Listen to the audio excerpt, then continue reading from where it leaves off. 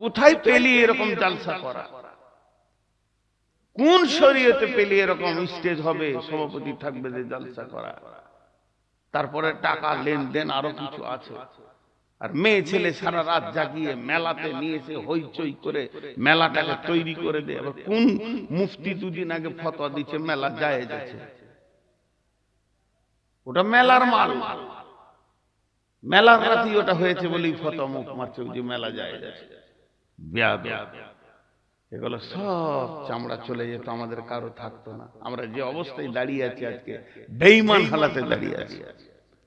আর আমানতের খিয়ানত, যাকাতকে জরিমানা মনে করবে।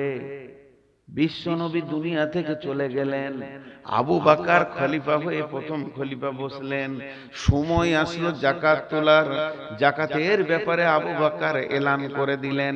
এলান করার পর জাকাত যখন তুলতে যাওয়া হচ্ছে, কেউ বলছে আর নবীজি বেঁচে নাই, জাকাত জমা করে কোনো লাভ নাই, নিজের নিজের খরচা করে দাও, জাকাত নিজের নিজের দান করে দাও। হযরত আবু বকর সঙ্গে সঙ্গে পার্লামেন্ট ডেকে দিলেন, সাহাবীদেরকে মসজিদে নববীতে বসতে বললেন। উনি লেকচার দিলেন জাকাতের উপরে। বিশ্বনবী জাকাতকে জমা করেছেন, আর আল্লাহ বলেছেন আতাস যাকাত, জাকাত দান করার বলা হয়নি, জাকাতকে আতা করতে বলা হয়েছে। জমা করো, তোমরা এক জায়গায় করো। আবু বকর বললেন, বলো রে হে আমার রাসূলের সাহাবীরা, আমার সঙ্গীর চলার সাথীরা, জাকাতকে কি করা যাবে? কেউ বললেন হুজুর জাকাত জমা করা হোক, এর উপরে গুরুত্ব রয়েছে। কেউ বললে হুজুর রাসূলকে দেখেছি জাকাত জমা করার ব্যাপারে গুরুত্ব দিয়েছেন, জমা করা হোক। দু একজন বললেন নবীজি যখন নাই, ফিতনা বাড়িয়ে লাভ নাই, ছেড়ে দেন, যার যা মন যাবে সে তাই করুক। এই কথা যখন বলা হলো, আমিরুল মুমিনিন শেষ বক্তব্যে বলছে, আমি আবু বকর বলছি, এবার তোমরা শোনো। আমি আবু বকর ব্যক্তিটা বলি নাই, আমার পদিটা বলছি, খলিফাতুল মুসলিমিন বলছে, যার উপরে একটা উট যাকাত ফরজ হয়ে যাবে, যার উপরে একটা উট যাকাত ফরজ হয়ে যাবে, ও যদি উটটা জমা করে উটের রশিটা বাড়িতে রেখে দেয়, তার বিরুদ্ধে আমার জিহাদ ঘোষণা থাকলো, তার বিরুদ্ধে আমার জিহাদ ঘোষণা থাকলো। উট দিতে হবে, উটের রশিটাও দিতে হবে, রশিটাও বাড়িতে রাখতে দেয়া হবে না। সমস্ত যাকাত করতে শুরু করলো। আল্লাহর নবী যখন যাকাত জমা করতে লাগলেন, একজন সাহাবীকে বললেন, তুমি যাকাতের দায়িত্বটা নাও, যাকাতগুলো ঠিক মতো উঠছে কিনা তুমি লক্ষ্য করবে। যাকাত ঠিক মতো উঠতে শুরু করে নাই, যাকাতে যেন ঢিলা রয়েছে। এই ঢিলা থাকার কারণে আল্লাহর নবী যাকাতের জায়গাটাকে চেঞ্জ করে দিয়ে বললেন, আগামীতে এই যাকাতের দায়িত্ব থাকবে হযরত উমরের।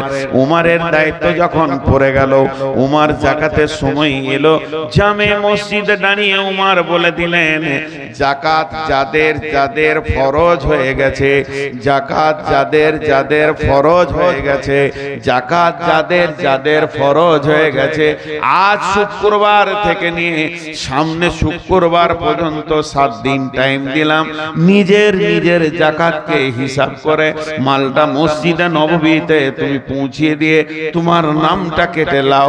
আর যদি সামনে শুক্রবারের পরে শনিবার যাকাত তুলতে হয়, আমি উমর তলোয়ার নিয়ে বের হব, কার গর্দন থাকবে কার থাকবে না এ বিষয়ে আমার বিবেচনা থাকবে না। সব যাকাত হুড়হুড় করে পড়ে গেল। যাকাত এতটা গুরুত্বপূর্ণ বিষয়, এখন মুসলমানরা যাকাত হারিয়ে পঙ্গু হয়ে গেছে। আজকে সেই যাকাতের ব্যাংকটাকে যদি ধরে রাখা যেত, গোটা ভারতবর্ষটা মুসলমানরা টাকার বিনিময়ে কিনে নিতে পারত। কিন্তু আল্লাহর রাসূল মুসলমানদের যে মেরুদণ্ড তৈরি করে চলে গেল, এই হাটটা ভেঙে শেষ হয়ে গেছে। আফসোস করে নবীজি বলছেন, নেতা হবে চোর আর আমানতদার হবে খিয়ানত করনেওয়ালা, যাকাত দেনেওয়ালা হবে জরিমানা দেনেওয়ালা। এগুলো কিয়ামতের আগে হবে রে। আতার রাসূল উমরাতাহ, মেয়েদের পেছনে পেছনে পুরুষেরা ঘুরবে, কুকুরের মতো ঘুরবে। আজকে মেলাতে যদি খেয়াল করে দেখতেন, পুরুষের পেছনে মেয়ে ছিল না, মেয়েদের পেছনে পুরুষ ছিল। যারা জালসার আসল মজাটা লুটতে এসেছিল, তাদেরকে প্যান্ডেলে ঢুকতে হয়নি, তাদেরকে এখানে বক্তব্য শুনতে হয়নি, তারা তাদের মজা লুটে নিয়ে চলে গেছে। যে মেয়েরা লুচ্চি ছিল, যে ছেলেরা লুচ্চা ছিল, এইরা মেয়েদের পেছনে ঘুরেছে। নবীজি বলছে, যেখানেই গ্যাদারিং হবে, হাটে বাজারে মার্কেটে যেখানেই ভিড় হবে, দেখতে পাবে মেয়েদের পেছনে পুরুষ লেগে আছে। আতার রাজুল উমরাতাহু আক্কা উম্মাহু, মাকে ধমকে কথা বলবে, বুড়ি মা, আদরিনী মা।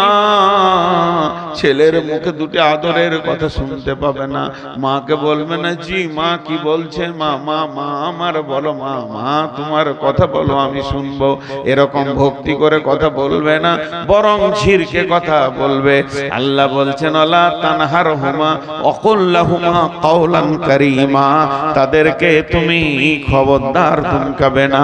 মাকে ধমকে কথা বলবে, বাপকে ঝিড়কে কথা বলবে। আদনা সাদিকাহু, বন্ধুকে আপন আত্মীয় বানাবে, বন্ধুকে আপন আত্মীয় বানিয়ে আনন্দ উপভোগ করবে। আমার বেটার যদি বিয়ে হয়, আর এখানে যদি প্যান্ডেলে খাওয়া দাওয়া হয়, আর মিষ্টির বালতি কার হাতে? আমার বেটার বন্ধুর হাতে। মিষ্টির বালতি কার হাতে? মাংসর বালতি কার হাতে? আর পরজির বালতি কার হাতে? সব যেন বেটার বন্ধুরা দরাদরি করছে, তার বউকে দেখছে, আনন্দ লিছে, হইচই চলছে। আমার নিজের রক্তের ভাতিজা একদম গাছতলায় বসে বসে ডাকলে দুটি খেছে নাই, খেছে না। রক্তের আত্মীয়র কোনো মূল্য থাকবে না, বন্ধুকে নিকট আত্মীয় বানাবে। আদনা সাদিকাহু আকসা আবাহু, জাহারাতিল আতওয়াতু ফিল মাসাজিদে, মসজিদে জোরে জোরে জোরে জোরে জোরে জোরে গল্প করবে, মসজিদকে আড্ডা খানা বানাবে। মসজিদটা এমন হইচই শুরু হয়ে যাবে, মার্কেটের মতো বড় বড় মুরব্বি লোক মসজিদে গল্প করবে। সাদাল কাবিলাতা ফাসিকুহুম, সাদাল কাবিলাতা ফাসিকুহুম, সাদাল কাবিলাতা ফাসিকুহুম। এটা এত গুরুত্ব কথা বন্ধুরে, একটু ধ্যান দিয়ে শুনেন। প্রত্যেকটা গ্রামের পঞ্চায়েত মেম্বার হবে লুচ্চা, চরিত্রহীন লুচ্চা। গ্রামে যারা নেতৃত্ব দিবে, গ্রামকে যারা গাইড করবে, তাদের চরিত্রে ঠিক থাকবে না, তারা নিজেরা দুশ্চরিত্র লোক হবে। এমন একটা দিন আসবে রে, চারিদিকে বেঈমানরা ইমানদারদের বিচার করবে। ইনার সঙ্গে আমার দু কথা হয়ে গেছে, উনার সঙ্গে আমার দু কথা হয়ে গেছে, এক পাড়াতে বাস করি, ভাই ভাই হতেই পারে, এটা লজ্জার কথা নয়। এই বিচারটা কে করবে? সেলিমউদ্দিন, কলিমউদ্দিন, ফকিরউদ্দিন, হবিবউদ্দিন, সব কটা লুচ্চা লম্পট মাতাল ভালো লোকের বিচার করবে। আল্লাহর নবী বলছেন, এমন একটা জামানা আসবে, গ্রামে নেতৃত্ব দিবে চরিত্রহীন লোক। নিজের 40টা মেয়েকে নষ্ট করেছে, 12টা মেয়ের সাথে সম্পর্ক রাখে, ওই আবার গায়ের রেপ কেসের বিচারের হাকিম হবে। জাইমুল কওমে আরযুলুহুম ওয়া উকরিমার রাজুলু মাখাফাতা সাররিহি, মানুষ মানুষকে স্যালুট করবে, ভালোবাসা, ভালো আছেন, ভালো আছেন, ভালো আছেন করে কথা বলবে, হেসে হেসে কথা বলবে। কেন না? মারের ভয়ে বড় গুন্ডা ডাকাতকে স্যালুট মারবে। এমন একটা জামানা আসবে রে, এই অবস্থা চলবে। তখন কি ঘটনা ঘটবে শুনে নাও। সূরা বাতিল খুমুর, আমার উম্মত মদের বোতলে পাগল হয়ে যাবে। হাজি ভাই, আপনাদের এলাকার যুবকরা মদ খায় না? যাক আলহামদুলিল্লাহ, শুনে খুশি হলাম যে একজনও খায় না। মুসলমানরা মদ খায় না, বলেন? মদ খায়?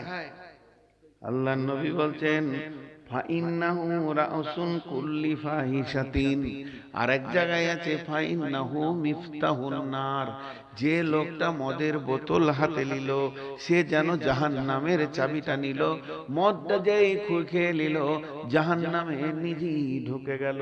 এবং সমস্ত ফাহিশা কাজের মাথা ফাইন্নাহু রাউসুন কুল্লি ফাহিশাতিন। নবীজি বলেছেন, লা তাসরিবানাল খামরা। বিশ্ব নবী যখন মেরাজের রাত্রিতে গেলেন, জিবরাইল আমিন একটা ট্রেতে 2 গিলাস মাল নিয়ে এলেন, দিয়ে বললেন নবীজি গো, এখানে 2টি গিলাস আপনাকে দেওয়া হয়েছে, একটাতে মদ আছে, একটাতে দুধ আছে, যেটা আপনার মন যাবে, আপনাকে ইচ্ছা দেওয়া হয়েছে, স্বেচ্ছায় একটা তুলে নেন আর একটা রেখে দেন। নবীজি দুধের গিলাসটা তুলে নিলেন, আর দুধের গিলাসটা যখনই তুলে নিলেন, জিবরাইল সঙ্গে সঙ্গে মুখ খুলে বলে দিলেন, ইয়া রাসূলুল্লাহ, আপনার উম্মত বেঁচে গেল, আপনার উম্মত বেঁচে গেল। যদি মদের বোতলটা আপনি তুলে নিতেন, পশ্চিম দিকে সূর্য ওঠা পর্যন্ত উম্মত আর হুঁশ পেত না, মদ নিয়ে পড়ে থাকতো, আপনার উম্মত বেঁচে গেল। বড় দুঃখ লাগে, আল্লাহ আপনার ঘরে গাভী দিয়েছে, গাই দিয়েছে, মধুর দুধগুলো 10 লিটার আপনার ঘরে হয়, সেই দুধগুলো টেনে টেনে টেনে টেনে টেনে টেনে বের করে ওই দুধকে মানে ঘরাতে ভরে নিয়ে চাকুলিয়াতে বিক্রি করে দিলেন। আর দুধের টাকাটা যখনই পকেটে ঢুকলো, সেই টাকাতে 1 বোতল মদ খেয়ে নিলেন। মধুর দুধকে বেচে মদ খাই এই উম্মত। আল্লাহর নবী বলছেন, ওয়াসুরিবাতিল খুমর, এমন একটা দিন আসবে রে, আমার উম্মত মদের বোতলে পড়ে যাবে। ওয়ালিবাসুল হারির, রেশমের পোশাক পরবে। সব থেকে বড় দুঃখের বিষয়, লানা হাদিহিল উম্মাতু আউয়ালুহা, এই যুগের উম্মতেরা আগেকার যুগের লোকদেরকে বোকা বলবে। বলছে না, আগেকার যুগের লোকরা বোকা ছিল, সাদা সিধে ছিল, হুঁশ কম ছিল, বলে না? বলে। আর আগেকার যুগের লোক বলতে কাকে বলছেন? প্রথম তো পৃথিবীটা শুরু হয়েছে নবী দিয়ে, আদম আলাইহিস সালামকে দিয়ে। তাহলে যত নবী কটা সব বোকা ছিল, আর এখানে মাতাল, সুদারু, আর এই চোর কটা, ডাকাত কটা, এরাই হলো চালা। কি অবস্থা! এটা হলো কিয়ামত এসে গেছে, এখনো চালু হয়নি। আপনাদেরকে যতগুলো শোনালাম, যদি ওইগুলো পৃথিবীতে চলছে তো জেনেলেন এইটাই কিয়ামত এসে গেছে। খালি ওর সামনে সিগন্যালটা লাল আছে বলেও হিলছে না, লড়ছে না।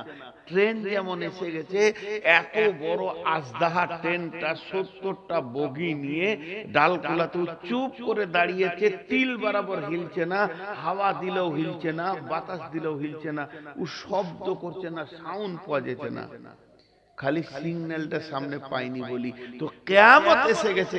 আল্লাহ নবী বলছেন, এইগুলো যখন দেখতে পাবি রে তুই, তো তখন জানবি যে কিয়ামতটা পৌঁছে গেছে, খালি হিলছে না। হিলবে কখন? এটা আমার মনে আছে বাপ, জীবনে শিক্ষিত হতে পারলাম না। শিক্ষিত বুঝেন? আমার এক ওস্তাদ বলতেন যে রাস্তায় তুমি চলছো, আর পেছন থেকে যদি সাইকেলওয়ালা তোমাকে বেল বাজায়, তো তোমার কপাল খারাপ, মাথা ঠুকিও, তুমি এখন চলতে শিখো না। এমন চলবে, কাউকে সাইকেলে বেল বাজাতে সুযোগ পাবে না, ও এক সাইডে চলবো। একটা গাড়ি হরেন বাজাবে না, আমার চলন দেখে বুঝে নেবে লোকটা ভালো। আর এখন সব থেকে দামি লোককে, যে রাস্তার মাঝে গল্প করে, গাড়ি আসবে 14টা হরেন দিবে, তারপর ওরকম গরম করে একবার দেখবে, তো ও এলাকার ওই জন্য তাকাবে। ওই জন্য আমার একটা ড্রাইভার বলে, কুত্তে আপনি এলাকা মে শের বান যাতে হ্যায়, কুত্তে আপনি এলাকা মে শের বান যাতে হ্যায়। আর রাসূলুল্লাহ সাল্লাল্লাহু আলাইহি ওয়াসাল্লাম বলেছেন, ইমানের 70টা ভাগ, সব থেকে নিম্ন স্তরের ভাগ হচ্ছে রাস্তা ক্লিয়ার করা। আর সেই উম্মত রাস্তার কোন খারাপ জিনিসকে সরিয়ে দেওয়া। তো খারাপ জিনিস সরান মানে তুই দাঁড়াবি কেন তাবার? আর সেই উম্মত রাস্তা জাম করেই থাকে। আল্লাহু আকবার। তারপর টোটোওয়ালাদের কথা আর বলবো না, অনেক বলেছি। তো এই হলো তা যাই হোক, আমার হুঁশ নাই যে হুঁশ করানো হচ্ছে এটা দিয়ে আর কি। তো যাই হোক, আজকে 23 বছর জালসা করছি, বাবার মাদ্রাসার ফসল এগুলো বুঝি, কিন্তু আমি আপনাদের সামনে এই হাদিসটা 5-7 মিনিট নিব, বেশি নিব না, কারণ রাত হয়ে গেছে, শীত প্রচুর, হাড় কাঁপানো শীত। আর কমিটিকে কি দোষ দিব? কমিটির কালেকশন তো মাদ্রাসার জন্য করতেই হবে।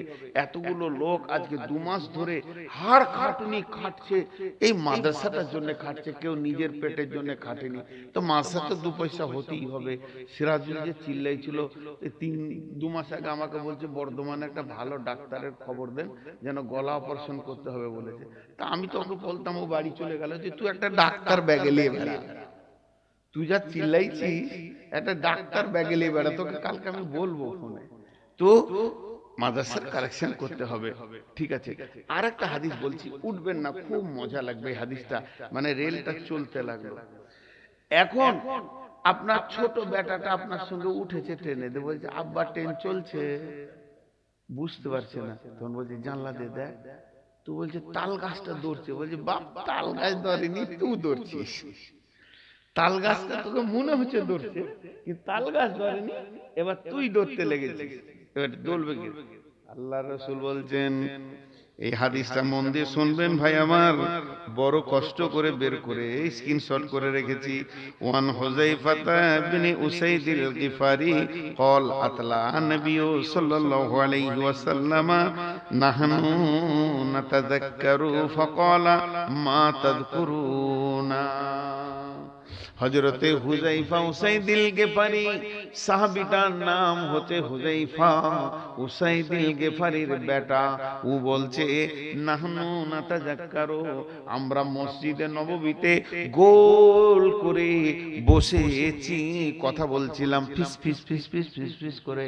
এই মসজিদে ধরেন 10টা লোক গোল করে বসেছে, ফিস ফিস ফিস ফিস ফিস ফিস, আর ওরা যে কথা বলছে, ওদের চেহারা মুখের দিকে তাকালে মনে হচ্ছে ভয় খেয়েছে। 4টা-5টা মার্ডার কেসের আসামি এখানে আছে, আর এসপি তেরেছে, এমন দৌড় দিয়ে 3 কিলোমিটার দৌড়ে এসে মসজিদে ঢুকেছে, মনে মনে করছে মসজিদে তো এসপি ঢুকবে না, এক জায়গায় বসে ওরা কথা বলছে। এইটা বলতে চাইছেন, আমরা কয়েকজন লোক এরকম আলোচনা করছিলাম। আতলা নবী সাল্লাল্লাহু আলাইহি সাল্লাম, আমাদের এই দৃশ্যটা দেখে নবীজি গুটি গুটি পায়ে আমাদের কাছে হেঁটে এলেন। হেঁটে আসার পর বললেন, মা তাযকুরুনা, হুযায়ফা রে, তোমরা মসজিদে কি চিন্তা করছো, কি বিষয়ে আলোচনা করছো, কোন বিষয়ে তোমাদের এত ফিসফিস করে আলোচনা চলছে বলো? হুযায়ফা বলছেন, আমরা সবাই উত্তর দিলাম, একসঙ্গে বললাম, আমি একা বলিনি। ক্বালু নাযকুরু সাআতা ইয়া রাসূলুল্লাহ, ও দয়ার নবী গো, আমরা কিয়ামতের কথা চিন্তা করছি। আল্লাহ রাসূল এবার কি বলছেন? সেই কিয়ামত, কঠিন কিয়ামত, যেদিন আল্লাহকে জবাব লাগবে, হিসাব দিতে হবে, কিয়ামতের কথা চিন্তা করছি। আল্লাহ নবী বললেন, ক্বালা ইন্নাহা লান তাকুমা হাত্তা তারাউনা ক্বাবলাহা 10 আয়াত। আল্লাহ নবী বললেন, ওই কিয়ামত অতদিন হবে না রে, কিয়ামত কোনো কালেই হবে না যতক্ষণ পর্যন্ত তোমরা 10টা জিনিস না দেখবে। আর যখনই 10টা জিনিস দেখে নিবে, মনে করে লাও ওটাই কিয়ামত রানিং হয়ে গেছে, চলছে চলছে চলছে। এই 10টার ব্যাখ্যা 2 ঘন্টা থেকেও বেশি লাগবে টোটাল ব্যাখ্যাটা করতে গেলে। শুধু খালি বুঝিয়ে দিচ্ছি, ফাজাকারা দুখান ওয়া দাজ্জাল ওয়া দুব্বাত, 3টে বললাম, ফাজাকারা দুখান ওয়া দাজ্জাল ওয়া দুব্বাত। দুখান মানে হচ্ছে ধোঁয়া, কুয়াশা যখন খুব ঘন হয়ে যায়, 10 হাতের লোককে চিনতে পারবো না। বিশ্বনবী বলছেন, আসমান থেকে একটা ধোঁয়া নামবে, ওটা কুয়াশা লয়, এত ঘন হবে, এত ঘন হবে, কাছের লোককে চিনা যাবে না। অনেক চেষ্টা করবে কিন্তু 2 চোখে দেখতে পারবে না। এই ধোঁয়াটা পৃথিবীতে থাকবে কতদিন? 40 দিন অবস্থান করবে, তারপরে কেটে যাবে।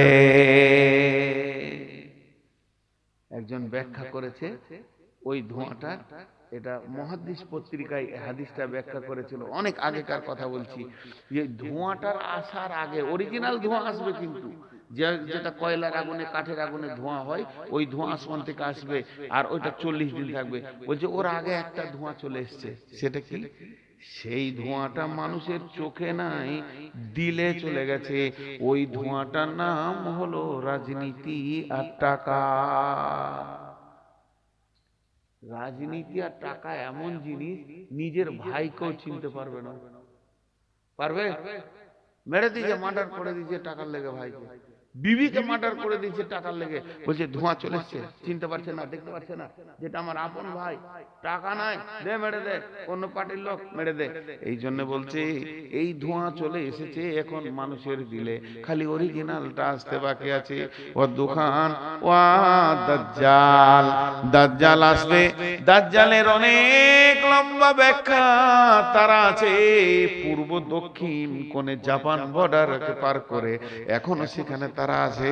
সেই দাজ্জাল আসবে, দাজ্জাল বাঁধা আছে। হযরতে জারির রাদিয়াল্লাহু তাআলা আনহু থেকে একটা হাদিস আছে, তিনি দাজ্জালকে দেখে এসেছিলেন, সে শিকলবন্দি হয়ে আছে।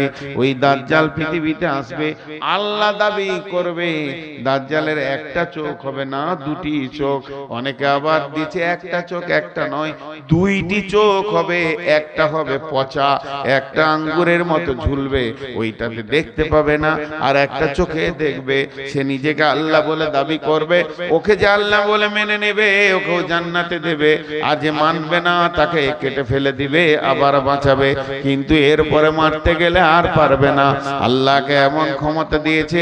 এর জন্য বিশ্ব নবী প্রত্যেকটা নামাজের ভিতরে দাজ্জালের ফিতনা থেকে বাঁচার দোয়া করেছেন। আল্লাহুম্মা ইন্নী আউযু বিকা মিন আযাবি জাহান্নাম ওয়া আউযু বিকা মিন আযাবিল কবরি ওয়া আউযু বিকা মিন ফিতনাতিল মাসিহিদ দাজ্জাল।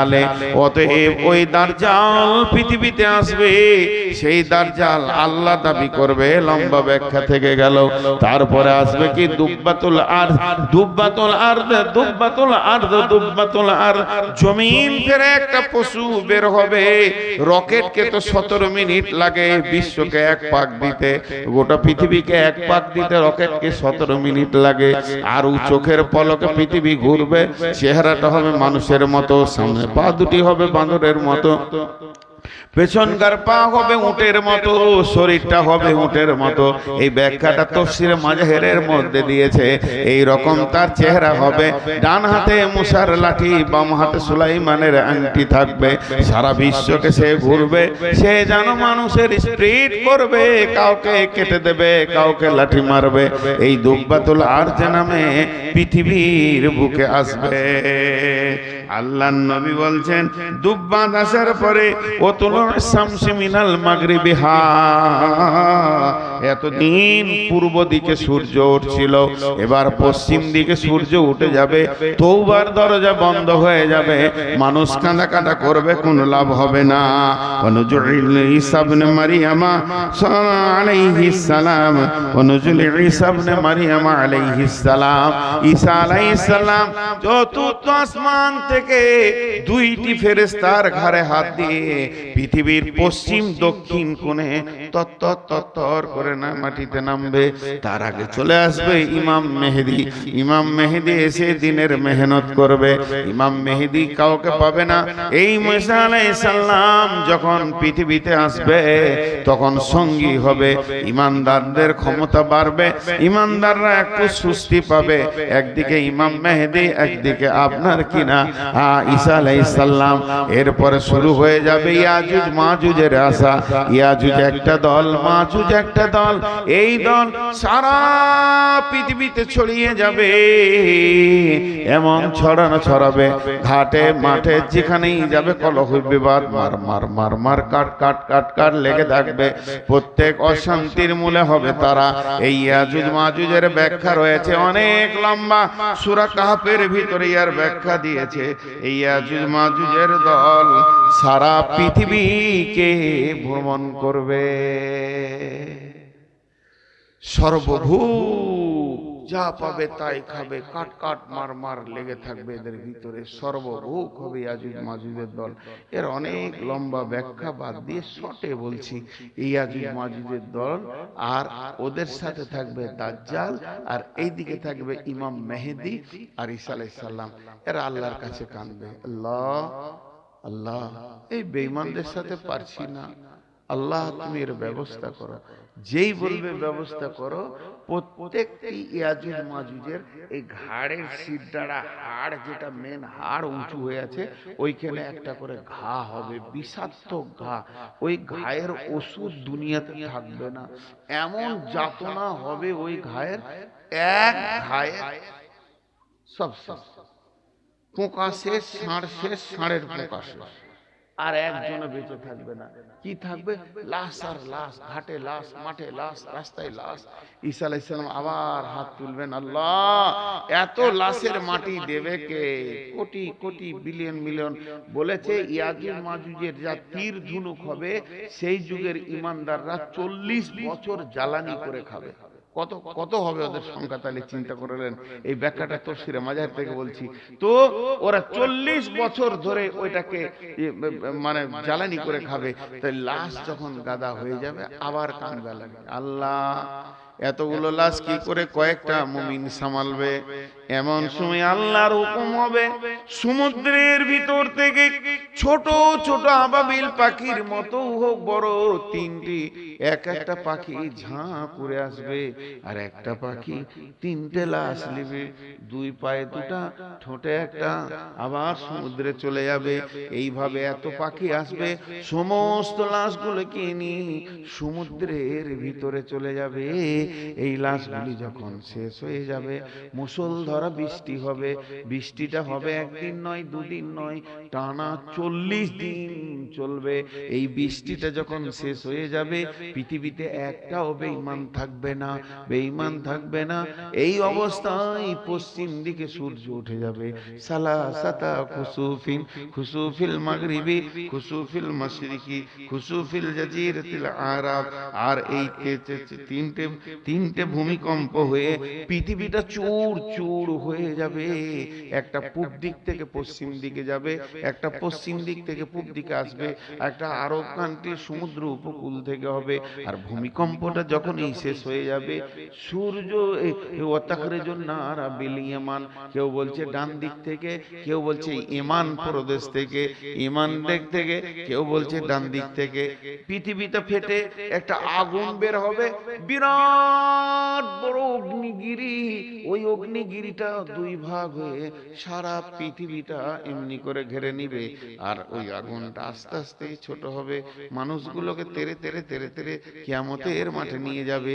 যত ছোট হবে মানুষ দৌড়বে, মানুষ ক্লান্ত হবে, বসবে, শুবে, ঘুমাবে, আগুন দাঁড়িয়ে থাকবে, আবার তারবে, আবার তারবে, নিয়ে গিয়ে তাদের সুন্নাসা ইলাল মাহসার, সমস্ত মানুষগুলোকে কিয়ামতের মাঠে দাঁড় করিয়ে দেবে। এটা রানিং কিয়ামত, এটা রানিং কিয়ামত। ভাই এই জিনিস আপনার আমার বুঝে আসুক আর না আসুক হবি।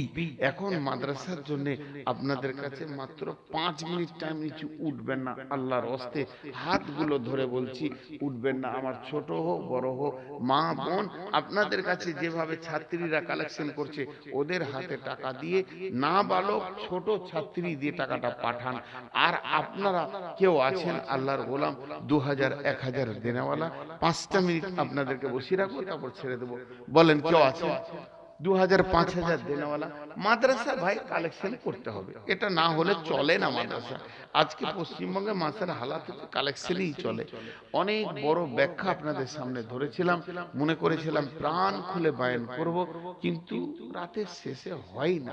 মানুষের একটা মেন্টাল আছে, 12টা পার হলে বায়ান ভালো হয় না, আর শ্রোতারাও শুনতে ভালো চায় না। যেখানে আমাকে 12টার আগে দেয় সেখানেই ভালো হয়, দেখেছি। অতএব কোন আল্লাহর গোলাম আছেন 1000 2000 5000 10000 1000 করে 10 জন বলেন, আমি শেষটা দেখি একটু আপনাদের। কেউ আছেন আল্লাহর গোলাম, রসুলের উম্মত কেউ আছেন ভাই? এই মেহনতে একটা ছেলে ইংরেজিতে বক্তব্য দিল, ভালো লাগলো, একটা আরবিতে